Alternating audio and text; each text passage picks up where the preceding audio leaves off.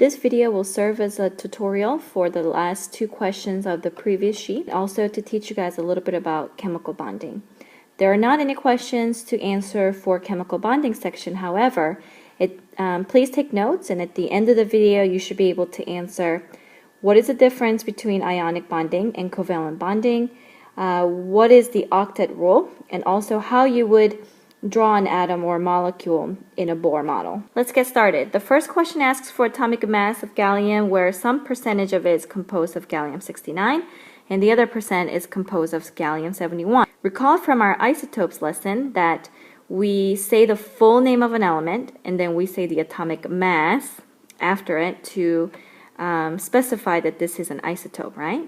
So this isotope of gallium has 2 more neutrons than this one. And I can tell that because I know atomic mass is proton plus neutron.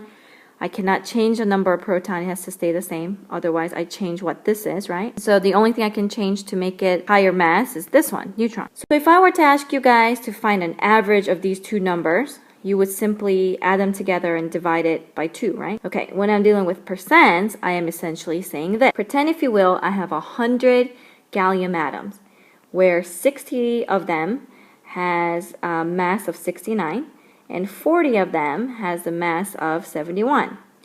If I were to ask you guys to solve the average of these 100 gallium atoms, you would simply go 69 plus 69 plus 69 60 times, and you would do 71 plus 71 plus 71 40 times, add them all together and divide it by 100, wouldn't you?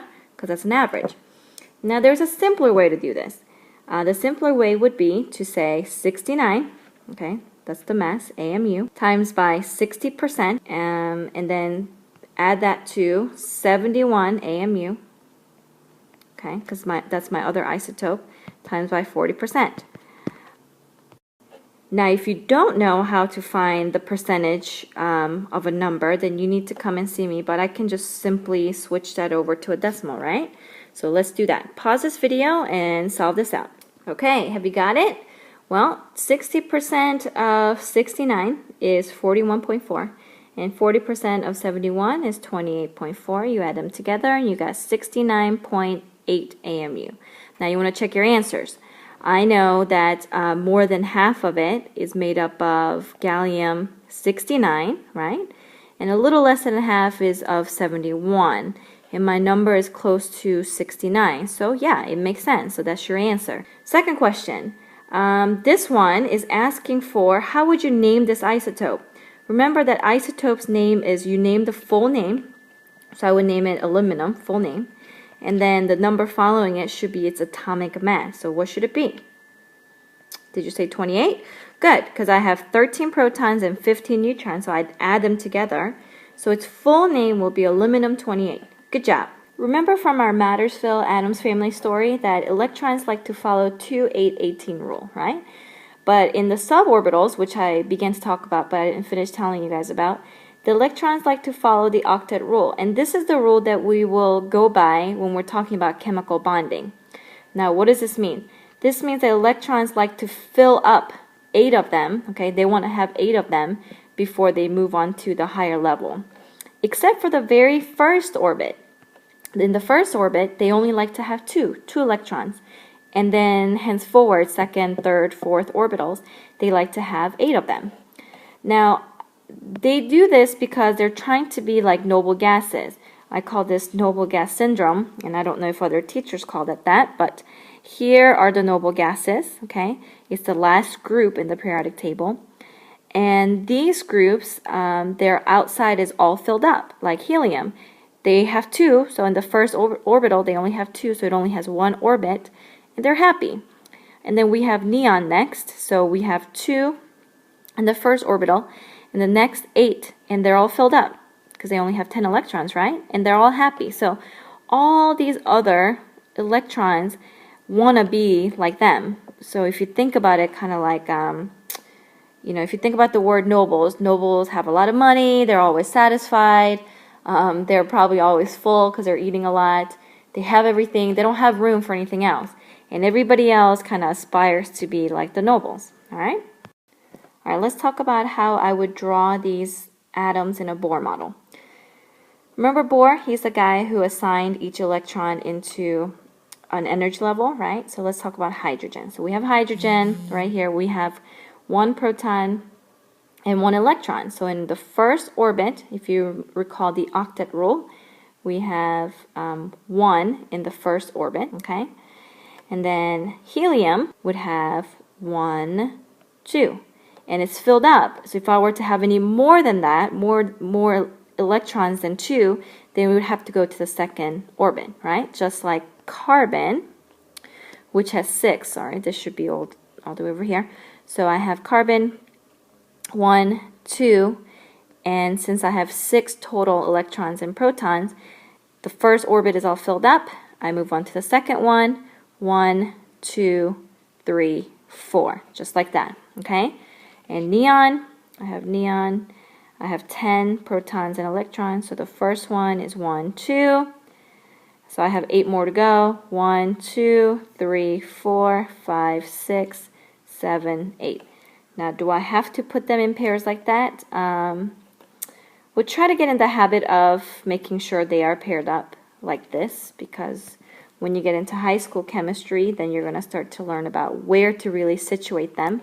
But we're not going to go into it right now. All right, let's talk about some bonding. The first type of bonding we're going to talk about is called ionic bonding. Remember from our previous unit that an ion is an atom that has lost or gained an electron, right? So essentially in ionic bonding, atoms lose or gain electrons to kind of become like a noble gas, so to fill up its last orbital. Typically, metals, which are right here, and nonmetals, which are right here, okay, like to bond together. So an example would be sodium chloride or a potassium bromide. Okay? Potassium bromide is like a thing that they used to use as sedative back in the days. Now, how does this work? Think about it.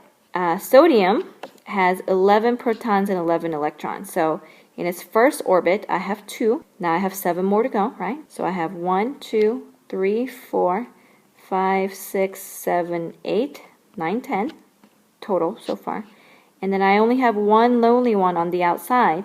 So this one's kind of going to get lost to chlorine. So chlorine has 17. So it is essentially going to have 7 on the outside, right? It has 1, 2, and 3. Let's see, 1, 2, 3, 4, 5, 6, 7, 8, 9, 10, 11, 12, 13, 14, 15, 16, 17. So I have 7 on the outside and 1 lonely one. So this one gets lost and comes over here, and that's how it gets joined. All right, in covalent bonding, look at the prefix co. What does that mean? Does anybody know? Yep, tell me. That's right. It means like together, right? So they share electrons to fill up the outside. An example, hydrogen chloride or even water, H2O. So let's talk about hydrogen chloride. I have hydrogen, right? And I have chlorine. Hydrogen would need 2 to fill up its most outer orbit, since the first orbit they need 2, but it only really has 1, right? And chlorine actually only needs 1 because it has 7 on the outside. So they just share this one. They share the 1 and they're happy. At any given point, this one has 2. At any given point, this one has 8 on the outside. Okay, so that's it for this lesson. If you would like to know anything more specific about ionic covalent bonding, I'll be happy to teach it to you. But for right now, make sure you just understand the difference between covalent and ionic bonding. Know that covalent means to share and ionic means to lose or gain an electron. And just kind of understand the octet rule, which is to say that all atoms want to have 8 electrons on its most outer shell. So it's going to bond in such a way, whether it's to lose an electron, gain an electron, or to share, they all want to be like noble gases who's full. Please make sure you take notes. Please make sure you understand everything. Happy learning, everybody.